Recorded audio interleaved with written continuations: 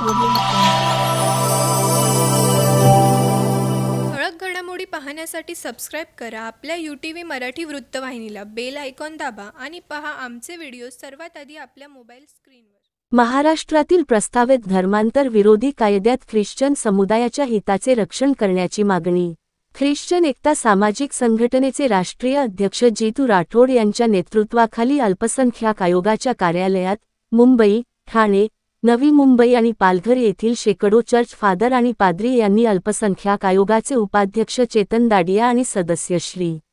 वाशिमजी यांची भेट घेतली। बैठकीदरम्यान जितू राठोड यांनी महाराष्ट्रातील प्रस्तावित धर्मांतर विरोधी कायद्याबद्दल चिंता व्यक्त केली आणि ख्रिश्चन समुदायाचे हित आणि संवैधानिक अधिकार जपण्याची मागणी केली। त्यांनी सांगितले की अनेक राज्यांमध्ये अशा कायद्यांचा गैरवापर केला जात आहे, जिथे प्रार्थना सभांवर हल्ला केला जातो, पाद्री आणि ख्रिश्चन अनुयायांवर खोटे आरोप केले जातात आणि त्यांना तुरुंगात टाकले जाते। महाराष्ट्र हे सांस्कृतिक आणि शैक्षणिकदृष्ट्या प्रगतिशील राज्य आहे आणि येथे कायद्याचा गैरवापर होणार नाही याची खात्री करावी, जितू राठोड यांनी मागणी केली। पाद्री, फादर आणि चर्च यांना कायदेशीर संरक्षण, कायद्याचा गैरवापर करणाऱ्यांवर कठोर कारवाई, खोटे खटले दाखल करणाऱ्या अधिकाऱ्यांचे निलंबन, खोटे आरोप करणाऱ्या तक्रारदारांवर कायदेशीर कारवाई। त्यांनी पुढे अधोरेखित केले की भारत एक धर्मनिरपेक्ष राष्ट्र आहे। संविधानाच्या कलम 25 आणि 26 मध्ये प्रत्येक नागरिकाला त्यांच्या श्रद्धेचे पालन करण्याचे, व्यक्त करण्याचे आणि प्रचार करण्याचे धार्मिक स्वातंत्र्य दिले आहे। दबाव किंवा प्रलोभन या नावाखाली धर्मांतरविरोधी कायद्यांचा गैरवापर केल्याने या अधिकारांचे उल्लंघन होते।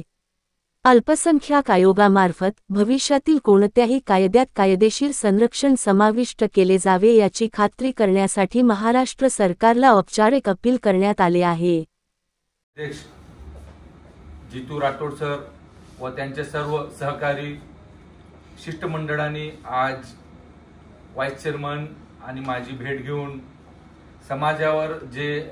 अन्याय अत्याचार होत आहे त्या संदर्भामध्ये आता आमची सविस्तर चर्चा झाली। त्याच अनुषंगाने मी त्यांना एक आश्वासन दिलो की महाराष्ट्र राज्य अल्पसंख्याक आयोगाचे जे आमचे अध्यक्ष आहे प्यारे खान त्यांच्या नेतृत्वाखाली आम्ही येणाऱ्या काळात ख्रिस्त समाजाचे बैठक लावून त्यांच्यावर जे काही राज्यामध्ये बेकायदेशीर त्यांच्यावर अन्याय अत्याचार होत आहे त्यांच्या विरुद्ध आम्ही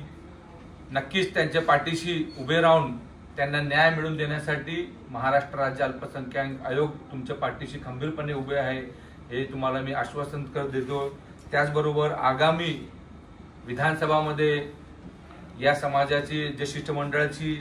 जे काही मागण्या असतील त्या मागण्या मी कमिशनच्या माध्यमातून सरकारपर्यंत नक्कीच पोहोचू, एवढं बोलून मी 2 शब्द माझे थांबवतो।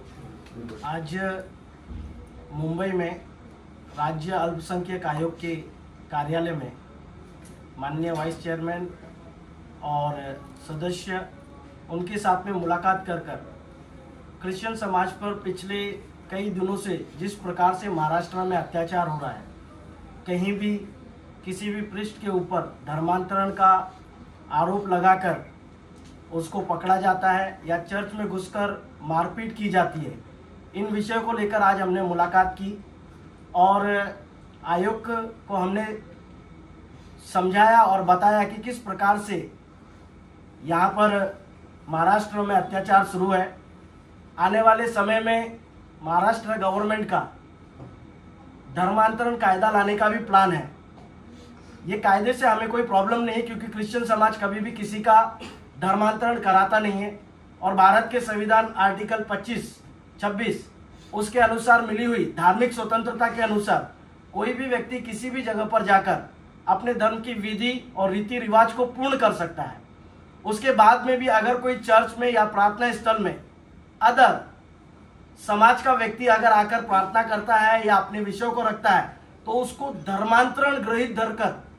वहां के लोकल कुछ संगठन के लोग और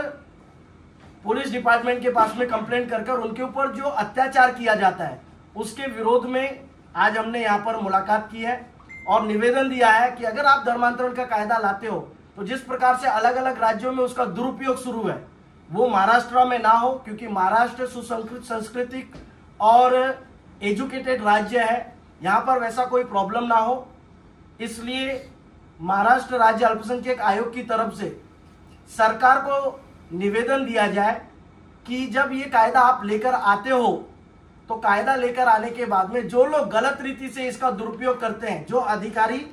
या जो संगठन संस्थाएं अगर किसी के ऊपर गलत रीति से एफआईआर लॉन्च कराती है या प्रॉब्लम क्रिएट करती है, तो उनके ऊपर अगर वो सिद्ध होता है कि ये